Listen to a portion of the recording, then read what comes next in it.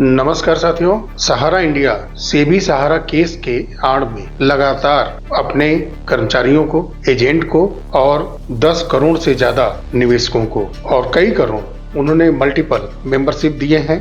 इसके वजह से यह संख्या 13 करोड़ के आसपास आती है। इतने लोगों को ये सेबी सहारा केस की आड़ में लगातार गुमराह करते आ रहे हैं, जबकि Sahara city home, Sahara India financial corporation limited, societies के जितने भी कंपनियां हैं, क्यू शॉप उसके पहले कन्वर्जन के रूप में उसको पहले लाया गया था, और MIS जो कि काफ़ी कमेंट बॉक्स में लोग कहते हैं कि MIS का पैसा कब से मिलेगा। ऐसे बहुत कंपनियां उन्होंने बना रखी हैं। ये वीडियो थोड़ा सा लंबा हो सकता है और मैं आपसे अनुरोध करूंगा कि बिना स्किप किए आप थोड़े थोड़े समय निकाल करके ये वीडियो पूरा देखिएगा जरूर। उन एजेंट को या सहारा के कर्मचारियों को जो कमेंट बॉक्स में वो अपनी बात रखते हैं, उनका आंसर पहले हम देते हैं। तो सबसे पहले देखते हैं, अमित उपाध्याय जी ने बोला है, भाई साहब आप कहना क्या चाहते हैं। तो इनका आंसर मैंने दिया है, सहारा के सभी प्लान का भुगतान हो, सहारा केस के फैक्ट सामने रखना। तो जैसा आप जानते हैं कि मैं ज्यादातर जो लीगल फैक्ट होते हैं एविडेंस के साथ, पत्रों के साथ जो जारी किए जाते हैं संवैधानिक संस्थाओं के द्वारा, जांच एजेंसियों के द्वारा और कोर्ट के द्वारा, चाहे वो लोअर कोर्ट हो या अपर कोर्ट हो, तो उस पर हम लोग एनालिसिस करते हैं और उसमें कुछ बातें अपनी जोड़ते हैं। इसलिए जोड़ते हैं कि ऐसा क्यों नहीं कोर्ट को दिखता है, ना संवैधानिक संस्थाओं को, सरकार को या सहारा को, क्यों ऐसा वो नहीं करती अपने निवेशकों के लिए कि भुगतान हर प्लान का जो पैसा फंसा है हो। तो ये एक लीगल फैक्ट है, एविडेंस के साथ हम लोग बात करते हैं। इसीलिए मैंने अमित उपाध्याय जी का जवाब इस तरह से दिया था। लेकिन नीचे जैसा राजा राम जी को आप देख रहे हैं, आते हैं और बोलते हैं कि आपको फैक्ट पता ही नहीं है, तो रखेंगे कैसे। तो पहले आप राजा राम जी, एक वीडियो है, ये है थंबनेल, आप देखिए जा करके।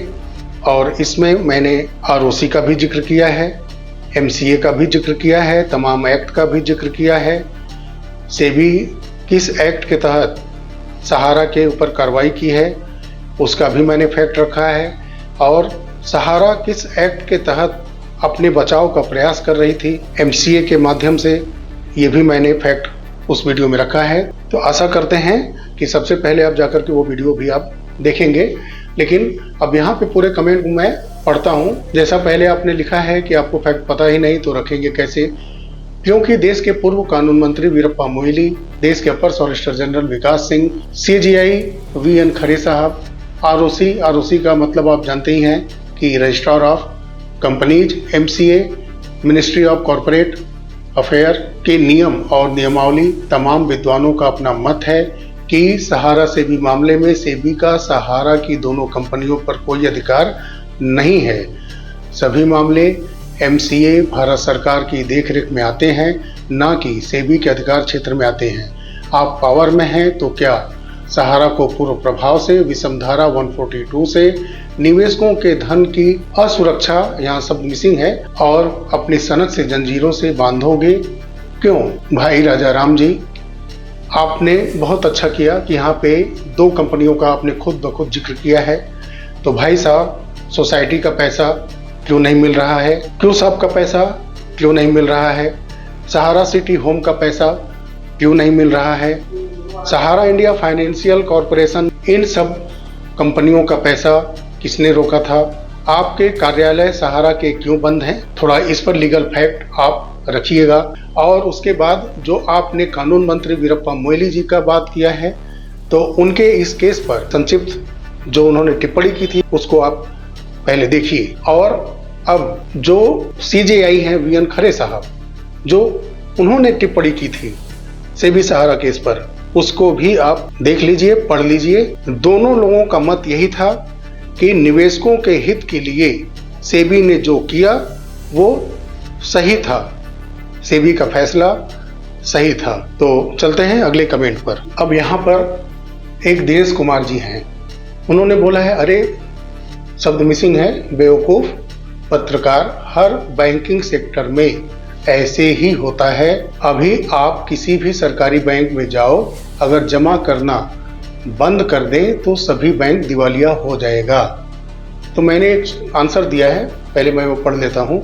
जो पैसा सहारा अपने जमाकर्ता से लिया था और अनलीगल प्रोजेक्ट प्रॉपर्टी बनाया था और है भी, अभी भी वो प्रॉपर्टियां मौजूद हैं। उस प्रॉपर्टी को बिक्री करके अपने जमाकर्ता के मैच्योर हो चुके खातों का पहले पैसा देना चाहिए और अपने जमाकर्ता का विश्वास जीतना चाहिए था, ना कि कन्वर्जन करना चाहिए था।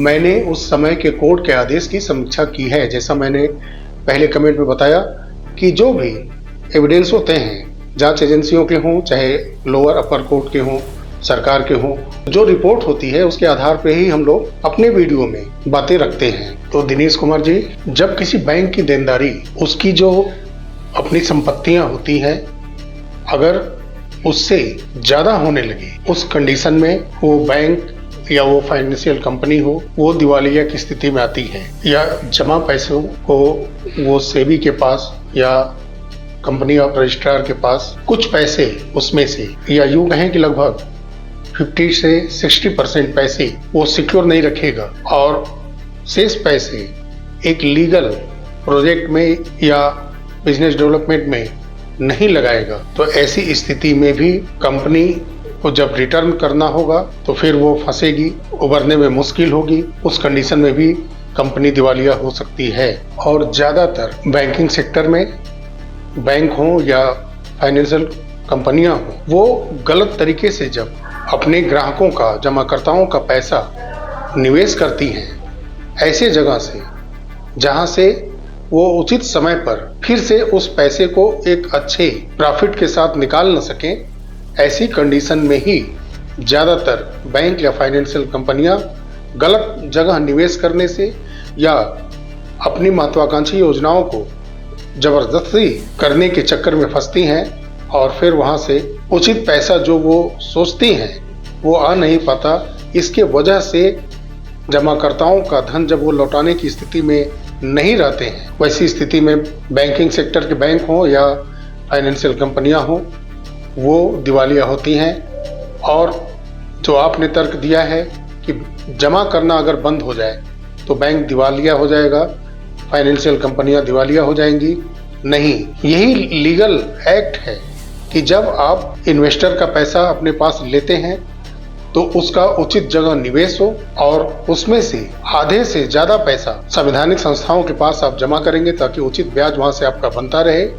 और ऐसे जगह निवेश करिए जहां से समय पर एक अच्छे प्रॉफिट के साथ वो प्रॉपर्टी, वो प्रोजेक्ट पैसा लेकर के आए और आप जमाकर्ताओं को वापस कर सके। अगर आप लीगल तरीके से काम नहीं करेंगे, ऐसी कंडीशन में भी बैंकिंग सेक्टर की बैंक हो या फाइनेंशियल कंपनियां हो, वो दिवालिया होती हैं। जो नीचे राजा राम जी ने कहा है, भैया होशियार चंद, सहारा इंडिया परिवार के पास आपसे ज्यादा दिमाग और बुद्धिमानी है। जी बिल्कुल है, क्यों नहीं होगा, मेरे से ज्यादा बुद्धिमान आप हैं, क्योंकि एक बड़ी कंपनी सहारा इंडिया, जिसने कि एक गलत नीति ला करके एक क्या लगभग 4,500 से 5,000 बीच में कंपनियां इन्होंने बना रखी थी उसी समय, तो इतना बुद्धि दिमाग सहारा इंडिया के पास था और नीति इतनी शानदार थी कि एक कंपनी बंद होने को आई, पैसा वहां उन्होंने जमा कर लिया और फिर दूसरी कंपनी सामने लाकर रख दी। और इतना बड़ा दिमाग और बुद्धि बेईमानी करने का भगवान किसी को दे भी नहीं, क्योंकि इतना बुद्धिमानी लेकर के कोर्ट में रेंगना नहीं है, घसीटते हुए अपने को लेकर के नहीं जाना है। राजा राम जी उसी सहारा इंडिया के आप बुद्धिमान दिमागदार लगते हैं, इसीलिए आज भी आंख बंद करके सहारा के ऊपर जो भरोसा किए हैं, 10 करोड़ से ऊपर निवेशक हैं जेनमेन, उनके भुगतान को सही अंजाम दिलवाने की बजाय में सहारा को जो सही मायने में बिल्कुल नहीं फंसाया गया है, वो गलत नीति की वजह से बाद में बदलते हुए अपने पैसे के लोग के नियत की वजह से फंसा है। और सारी कंपनियां ये एक गलती को दबाने के लिए बनाते गए और उसका फायदा ये उठाते गए। राजा राम जी सत्य तथ्य को आप समझेंगे, सारे एक्ट को आप ध्यान से पढ़ेंगे, तब समझ में आएगा। सिर्फ हवाई बातों और बिल्कुल आंख पे पर्दा डाल के सिर्फ सहारा के लोगों का सुनेंगे तो कुछ नहीं समझ में आएगा। सारे निवेशकों के पक्ष को, सभी संवैधानिक संस्थाओं को आप जब सुनेंगे उनके जो एक्ट रखे गए हैं, उन पर जो टिप्पणियां कोर्ट की तरफ से की गई हैं, उनको जब आप देखेंगे, सुनेंगे, समझेंगे, सभी पक्षों को समय देंगे और उनके बातों को आप समझेंगे, तभी सही तथ्य तक पहुंचेंगे, ना कि सिर्फ आंख बंद करके सहारा पर भरोसा करेंगे, जिन्होंने 10 करोड़ से ज़्यादा निवेशकों को लूटा और आप जैसे लोगों के माध्यम से लूटा है। और अगला कमेंट है, अमिताभ कुमार सिंह जी हैं, मेरे मित्र हैं, ये एक अच्छे पोस्ट पर हैं शिक्षा विभाग में। इन्होंने कमेंट किया है ऊपर, वो आप पढ़ सकते हैं। उनके कमेंट के नीचे इन्होंने एक बहुत ही बड़ा कमेंट लिख डाला है। मैंने जो इनसे पूछा है उसका कोई जवाब इनके पास है ही नहीं। तो भाई साहब, आप पहले फरवरी 2025 का ये वीडियो देख लीजिए, पहले का वीडियो है, अब मैं बना करके नहीं बता रहा हूँ। और विधिवत मैं बनाऊंगा तो घंटों लग जाएंगे। सारे एक्ट की अगर मैं व्याख्या करूंगा जो सेबी ने रखे हैं, सहारा ने रखे हैं, और जो उसके बाद दोनों पक्ष को सुनने के बाद जो कोर्ट ने टिप्पणियां की हैं, तो समय काफ़ी लग जाएगा। मैं आपके कमेंट को पढ़ता हूं और छोटे छोटे उसके मैं जवाब और तरीके से देता हूं। जिन तथ्यों और आंकड़ों को यह अपनी वीडियो में समाहित करते हैं, वह सभी आंकड़े नकारात्मक सोच को दर्शाते हैं। भाई साहब, नकारात्मक सोच क्या थी? जो नीति सहारा ने बनाई और फिर जो नीयत उन्होंने गंदी की, वो क्या सकारात्मक था आपकी नजरिए से? अगर था तो उन पैसों का क्या हुआ? वो पैसे निवेशकों के पास क्यों नहीं आए हैं? लीगल पॉइंट पे मैं बात करूं तो ये 18वां साल है। 18 साल से कहाँ थे आप? आप सहारा के लोग हैं ना, आप क्यों नहीं सकारात्मक हुए अपने निवेशकों के प्रति? क्या कर रहे थे 18 वर्ष से? मैं सहारा के लिए बात करूंगा, करता भी हूँ। जो भी कुछ सोशल मीडिया पे फेक वायरल होता है उसको भी मैं रखता हूँ और एक आशा के साथ वीडियो का मैं अंत करता हूँ कि शायद इसमें सच्चाई निकले, लेकिन नहीं निकलता है। मैं सहारा के लिए भी बोलता हूँ, लेकिन आपको जब नकारात्मक दिखता है तो 18 साल से सहारा ने डूबे हुए जो निवेशकों के पैसे हैं उसको हड़पने का रास्ता निकालने के अलावा निवेशकों को पैसा देने के लिए क्या सकारात्मक सहारा ने किया, और आप जैसे सहारा के लिए अब भी खड़े होने वालों ने क्या किया है? आपने आगे बोला है क्योंकि ये आंकड़े और साक्ष्य असल में कलेक्ट तो सुप्रीम कोर्ट, हाई कोर्ट, जांच एजेंसियों की साइट से ही किए जाते हैं। बिल्कुल किए जाते हैं। जो लीगल वीडियो बनाएंगे, लीगल पेपर के साथ वीडियो बनाएंगे, वो अपने संवैधानिक सारे संस्थाओं पर, यानी कि कार्यपालिका हो, न्यायपालिका हो, विधायिका हो, उस पर भरोसा करके उनके द्वारा संचालित किए जा रहे सारे संस्थानों के द्वारा जो नोटिफिकेशन जारी किए जाते हैं, किसी जांच को पूरा करने के बाद जो ऑर्डर जारी किए जाते हैं, न्यायपालिका से जो ऑर्डर की जाती है, बात उस पर नहीं होगी तो क्या भगोड़े सहारा पर बात होगी? आप जैसे एजेंटों पर विश्वास करके बात किया जाएगा जिन्होंने 18 साल से अपने द्वारा जमा कराए गए पैसों के लिए, निवेशकों के लिए कुछ नहीं किया? आप पर भरोसा किया जाएगा? जिन्होंने 4,500 से 5,000 कंपनियों का इजाद किया, रजिस्ट्रेशन कराया 2010 से 15 के बीच में, उन पर भरोसा करेंगे हम? संवैधानिक संस्थाओं के आगे सहारा का क्या औकात है? बस उसकी नीति ज्यादा कंपनियां बनाना और गंदी नीयत पैसा हड़पने का, और न जाने कितने एजेंट करोड़पति बन गए, हो सकता है उनमें से आप भी हों। चलिए आगे क्या आपने लिखा है। किंतु क्या यह निवेशकों के भुगतान और उनके हितों को ध्यान में रखते हुए पर्याप्त है? इससे सरकार से भी, जांच एजेंसियों और माननीय सुप्रीम कोर्ट की नीति और निर्देश, वाह नीति और निर्देश, आपकी नीति और नियत क्या हुई आगे, उस पर समीक्षा नहीं होनी चाहिए? सुप्रीम कोर्ट से भी सरकार की समीक्षा बिल्कुल होनी चाहिए। वाह रे सहारा के लिए बात रखने वालों। निर्देश तथा निवेशकों का अधिकार सुरक्षित हो सकते हैं क्या? नहीं नहीं, बिल्कुल नहीं। सही कहा आपने। सहारा अगर ईमानदार है तो अपने निवेशकों का हित सुरक्षित क्यों नहीं रखा? थोड़ी देर पहले मैं एक कमेंट कॉन्सर में मैंने ये बात कही थी कि 2 कंपनियों का केस चल रहा था ना, तो बाकी सारी कंपनियों का जो मैंने नाम लिया, और जो बहुत सारी कंपनियां हैं जिसका नाम मैंने नहीं लिया है, उन पैसों का क्या हुआ? उन निवेशकों के अधिकार की बात कब करेंगे जो इन कंपनियों के द्वारा ठगे गए, बना करके कन्वर्जन भी किया गया, उसमें कुछ लोगों ने नगद भी पैसा जमा किया, उन पैसों का क्या होगा? बताइए राजा राम जी आप। यदि वाकई यह आंकड़े निवेशकों और कार्यकर्ताओं के लिए लाभप्रद हैं, तो आखिर सुप्रीम कोर्ट पिछले दशकों से अब तक कोई ठोस निर्णय निवेशकों के भुगतान और उनके हितों में नहीं दे पाई है। क्यों नहीं दे पाई है? आपने मीडिया में शोर किया कि हमारे ऊपर एम्बार्गो है, हमने 25,000 करोड़ जमा कर दिया है।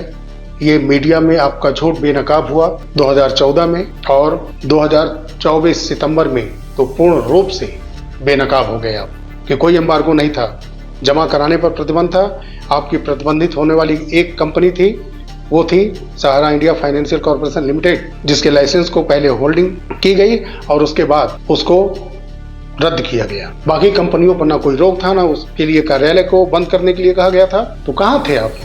निवेशकों को हित की बात करने वाले आप कहाँ थे उस समय? लाभ क्यों नहीं पहुंचाया निवेशकों को सहारा से? निर्णय सुप्रीम कोर्ट ने लिया था 25,000 करोड़, वो आज तक आप जमा नहीं किए हैं। केस सेटल्ड हुआ है, अभी वो सामने आया नहीं है पूरा तथ्य, लेकिन उम्मीद है कि जब सेटल हो गया है तो पैसा कैसे जमा होगा या हो गया है, कौन कंपनियां, और उसमें इंटरनल जो ज्वाइंट वेंचर डेवलपमेंट का काम वर्सोवा भूमि पर है, वहां पर जो मेन चीज है, जो 1997 में जो वहां के डिस्ट्रिक्ट मजिस्ट्रेट ने वहां के एनवायरमेंट को लेकर के जो बातें कही थी, जिसकी वजह से उन्होंने टिप्पणियां की थी, जिससे वहां पर काफी ज्यादा उस भूमि को लेकर के समस्या सामने आई थी, बिक्री को लेकर के, वहां डेवलपमेंट को लेकर के, उससे पर्यावरण काफी प्रभावित होगा। उसकी वजह से सारी चीजें उलझी हैं। फैक्ट पता है आपको? तो आइए बताइए। कहने के तो आपके पास यानी आपके सहारा के पास अकूट संपत्ति है, लाखों करोड़ की संपत्ति है, और बड़े बड़े वकील रखते हैं आप लोग, सहारा के लोग।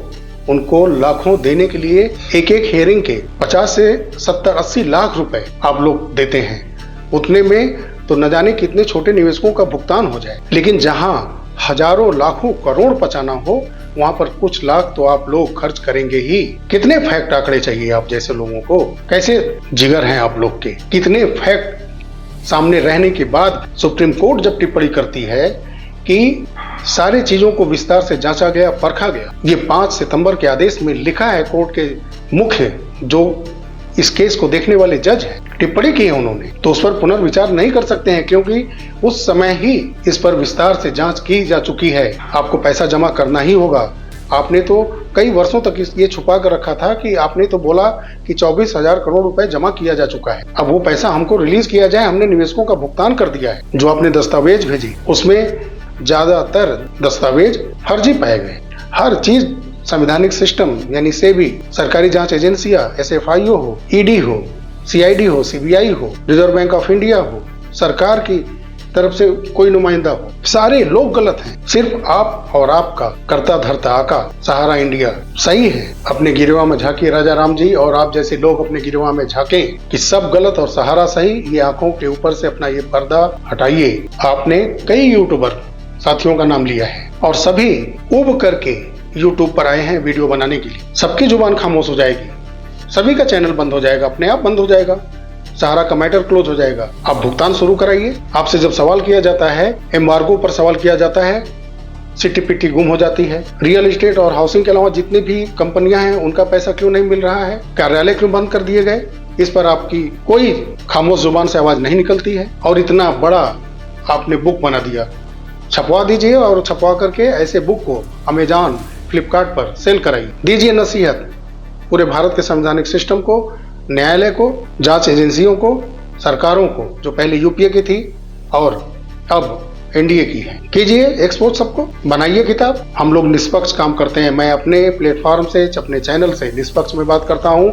सहारा के फेक वायरल वीडियो को, लेटर को मैं रखता हूँ और ये निवेशकों के ऊपर, आम लोगों के ऊपर छोड़ता हूं कि आने वाले समय में इसकी क्या सत्ता है बहुत जल्द पता चल जाएगी। और कोई सत्य नहीं निकलता है, क्योंकि भगोड़े विदेश में बैठे हैं और जो देश में कुछ ऐसे लोग हैं जो कि नोटों की बंडल की आंखों पर पट्टियां बांध करके सहारा के लिए काम कर रहे हैं। ये भावनात्मक संवेदन से भरे हुए जो शब्द आपने निवेशकों के लिए लिखे हैं, ये निवेशकों के लिए ये घोर अत्याचार जैसे हैं आप जैसे लोगों के लिए, जो सहारा के लिए आते हैं सोशल मीडिया पे डिफेंड करने के लिए। रेगुलेटर्स की बात करते हैं आप लोग। आपने 17-18 साल से सारे रेगुलेटर्स को आप गलत साबित करने में लगे हैं और आप गलत साबित नहीं कर पाए हैं, क्योंकि आप खुद गलत हैं। आपकी नीति गलत थी और बाद में आते हुए धन की वजह से लालच में पड़ करके हजारों कंपनियां ईजाद करना और गलत तरीके से पैसा को मनी लॉन्ड्रिंग करना, ये है सहारा का असली चरित्र। आपने नीचे लिखा है, संस्था सहारा इंडिया परिवार ने उनके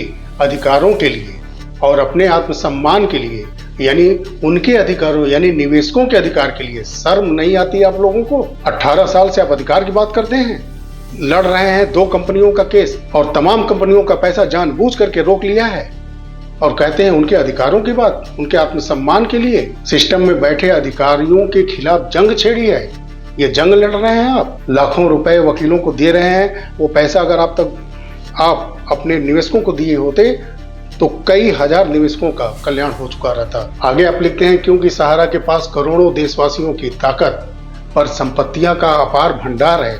शर्म लगनी चाहिए ये शब्द लिखते हुए। ये भंडार 1 रुपए इन्वेस्ट करने वाले 10 लाख रुपए जमा करने वाले निवेशकों का है, उनका हक है इस पर। अगर इतनी अकूट संपत्ति सहारा के पास है, जो कि मैं भी मान रहा हूं आपके पास है, तो कुछ लाख करोड़ रुपए ना दे करके सहारा क्या करना चाहती है? उनके बेटे बाहर क्यों भगोड़े के रूप में बैठे हैं? मैसेडोनिया में उनकी प्रॉपर्टी किसके पैसे से बनी है? ये भारत के 10 करोड़ से ऊपर के निवेशकों के पैसे से बनी है, जिनके पैसे के बल पर वो वहां पर अपना बिजनेस डेवलप कर रहे हैं, आगे बढ़ रहे हैं। और आप जैसे लोगों को लगा रखा है सिर्फ सहारा की आंख बंद करके बड़ाई करने के लिए। और लिखा है आपने, अपार भंडार के बाद देश के जाने माने वकीलों का जखीरा है। बिल्कुल है, क्यों नहीं होगा जखीरा?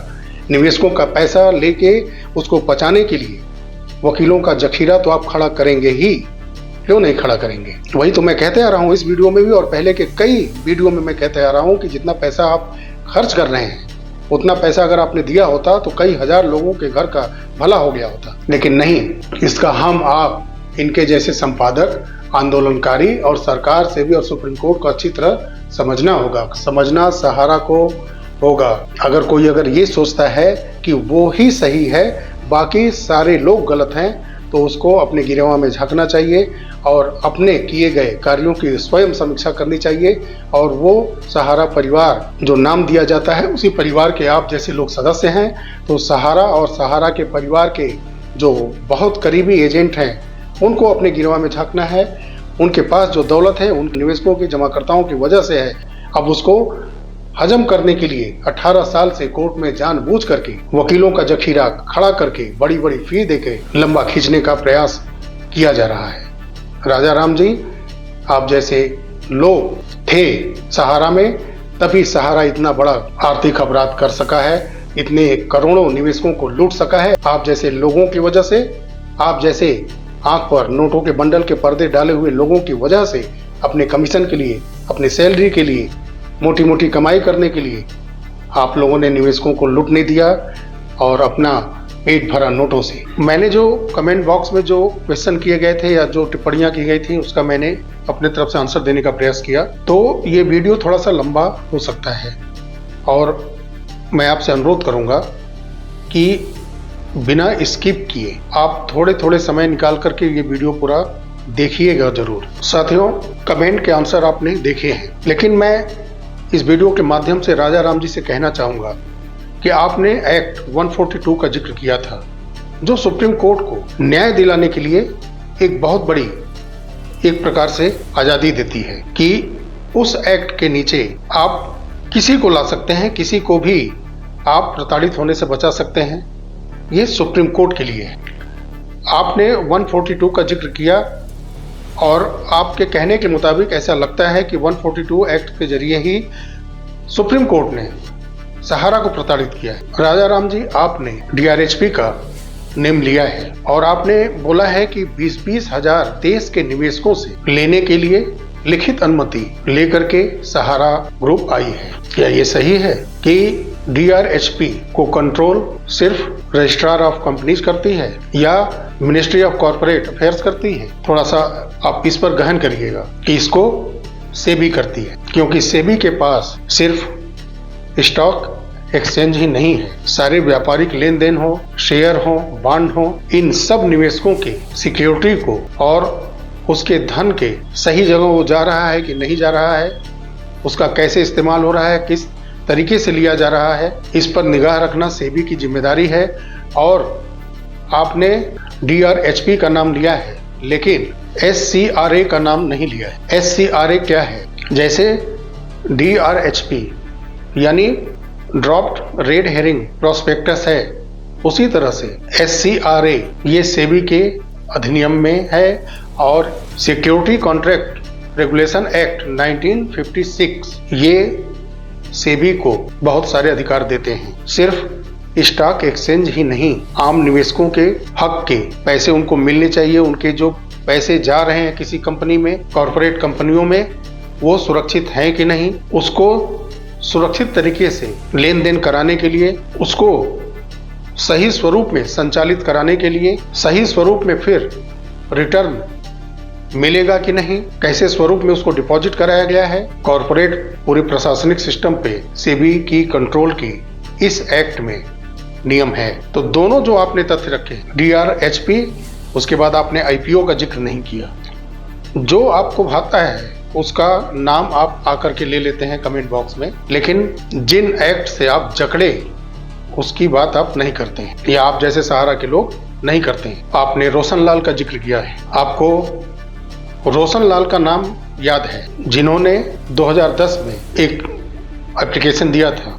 कई वीडियो में जब मैं घोटाले की बात करता हूं कि ये कब से शुरू हुआ है, तो मैं बराबर इसको 2006, 7, 8 से लगातार ये शुरू हो चुका था और 2010 में मैं बराबर बोलता रहा हूं इसको कि कुछ शिकायतें की गई, तब से भी एक्शन में आया था। मैं नाम लेना उचित नहीं समझ रहा था, लेकिन कुछ लोग इसको अन्यथा लेते हैं, जो सहारा के खास हैं लोग, तो उसमें नाम उन्होंने रखा है रोशन लाल का।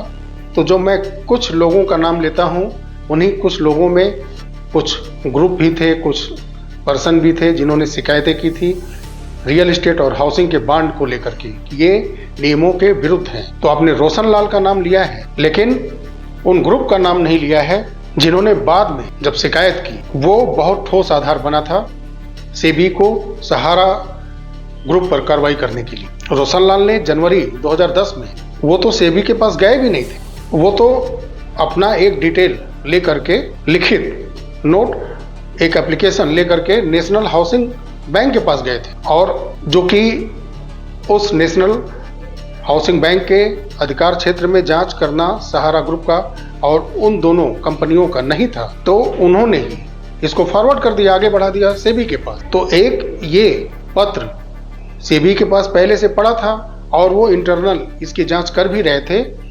उसी में कुछ समय के बाद अहमदाबाद की एक एडवोकेसी ग्रुप आती है और एक professional group of invest protection, ये ग्रुप भी शिकायत करती है लिखित रूप से कि सहारा रियल एस्टेट और सहारा हाउसिंग के जो बांड हैं और जिस तेजी से वो आम निवेशकों को दिए जा रहे हैं, ये अनलीगल है, ये नियमों के विरुद्ध है। और अहमदाबाद के इन दोनों जब कंपनियां, ये ग्रुप जो कि इन्वेस्ट के ऊपर ध्यान रखती थी, आम निवेशकों के लिए वो हित के लिए कार्य करती थी, जब इन ग्रुप के द्वारा शिकायत की गई सेबी के अंदर, तब जाकर के 24 नवंबर 2010 में सहारा समूह को किसी भी प्रकार की राशि को जमा कराने से रोक दिया गया। किसी भी प्रकार इनकी जो भी कंपनियां थी, तत्काल प्रभाव से उस समय जमा कराने पर रोक लगी थी। फिर मामला आगे बढ़ा, 2012 तक सुप्रीम कोर्ट पहुंच गया। और जो एक्ट की बात करते हैं, तो तमाम एक्ट का उदाहरण मैंने 21 फरवरी 2025 के एक वीडियो में दिया था, और उसमें चाहे वो पिटिशनर हो, चाहे वो रिस्पोंडेंट हो, सारे लोगों के फैक्ट उसमें भी हमने बताए हैं। एक्ट के सारे एक्ट के विश्लेषण करने का मतलब काफी समय लगेगा, लेकिन उल्लंघन सहारा ने किया था, इसीलिए वो स्पष्ट रूप से केस से बाहर आ ही नहीं पाया। और सुप्रीम कोर्ट जब विस्तार से जांच कर चुका था, इसके बाद ही कोर्ट आदेश करता है कि पैसा 15% ब्याज के साथ वापस करिए। राजा राम जी, सोसाइटीज के पैसे, क्यूसाप के पैसे क्यों नहीं दिए गए? OFCD का मतलब समझाएंगे आप? जो डिवेंचर है, ये क्या है? जो आपको यानी सहारा को बैंकों के पास जाना चाहिए। एक प्रकार से उनको पैसे की बहुत जरूरत थी उस समय, तो पैसे को इकट्ठा करना चाहती थी। OFCD इसी का परिणाम है। आप निवेशकों के पैसे को उस समय लौटाना ही नहीं चाहते थे राजा राम जी, क्योंकि सहारा के जो कर्ता धर्ता थे और जो उनके साथ मैनेजमेंट टीम के लोग थे, जो कि सहारा से भी केस में लिस्टेड है नेम उनका, उन लोगों की मंशा ही नहीं थी निवेशकों का पैसा उस समय देने की। पैसा उनको चाहिए था और तमाम प्रोजेक्ट में लगाना था, उनकी जो महत्वाकांक्षा थी उसको पूरा करना था। उस घड़ी में निवेशक को फंसाया गया। ये डिवेंचर जैसा कन्वर्टेबल प्लान जो है, पहले के निवेशकों के पैसे को बांड बदल के एक परिवर्तनीय सिस्टम बना करके नए बांड पुराने निवेशकों को दिए गए और उसमें बहुत सारे लोगों ने कैश में चेकबुक के जरिए उस समय निवेश भी किए। तो आपका तो दोहरा काम हुआ। और जो सेबी का अधिनियम है, थोड़ा सा जिक्र मैं करूंगा यहाँ, जिसमें आप बोले थे ना कि 20-20 हजार देश के निवेशकों से जमा कराने के लिए लिखित में सहारा लेकर के आई थी, तो वो OFCD किस माध्यम से लेने की एक जो एक्ट है उसको निर्धारित करती है, उसकी संख्या क्या है। सेबी कैसे भारी पड़ गया सहारा के ऊपर? 49 लोगों के सिर्फ, उसमें आप दोनों कंपनियों में 49 लोगों के सिर्फ आप डिवेंचर प्लान में पैसा ले सकते थे, और वो भी सहारा समूह में जो पहले से इन्वेस्टर हैं वो, ना कि नए इन्वेस्टर। ये जो ऑप्शनली फुली कन्वर्टेबल डिवेंचर है, ये ऑप्शन ही वही देता है कि जो आपके पुराने निवेशक हैं उनको आप नया प्लान, मैच्योर हो चुके पुराने प्लान को एक नए प्लान में परिवर्तित करना और फिर उनको उचित ब्याज और उनके समय पर मूलधन के साथ जो ब्याज और बनता है, या समय समय पर कुछ समय के लिए ब्याज देना, और जब उस निवेशक को आवश्यकता पड़े तो आपको पूरा मूलधन देना। ये सारे OFCD के नियम हैं। आपने लगभग 2 करोड़ के ऊपर निवेशकों का इस प्लान में कन्वर्जन के साथ साथ नए निवेश भी करवा दिए। यही सब है ना डिवेंचर के पीछे का घोटाला। और इसी का जवाब आपके 60-70 लाख पर हेयरिंग का फीस लेने वाले कपिल सिब्बल जी या गौतम अवस्थी जी जो हैं, उस समय के जो वकील और थे, वो लोग इन लीगल फैक्ट एक्ट के परिभाषा को कोर्ट के सामने रख नहीं पाए, लेकिन सेबी ने रखा और सेबी के इस फैक्ट बात को, तथ्य को कोर्ट ने माना। और जब पेमेंट करने की बात कोर्ट ने कही तो इसी एक्ट की व्याख्या उन्होंने की, टिप्पणियां की और लताड़ लगाते हुए भुगतान करने का आदेश दिया था। नहीं माने आप। सहारा इंडिया फाइनेंशियल कॉर्पोरेशन 2010 में उसके लाइसेंस को होल्ड पर रखा जाता है, फिर उसको घिसते घिसते आप किसी तरह से लाते हैं, लेकिन 2015 में रद्द करना ही पड़ता है RBI को। हाल ही में ED ने 1400 कुछ करोड़ की आपकी प्रॉपर्टी सीज की है। लखनऊ में सहारा सिटी से जुड़े निवेशकों के पैसे नहीं मिलने के कारण वहां ताले लगे।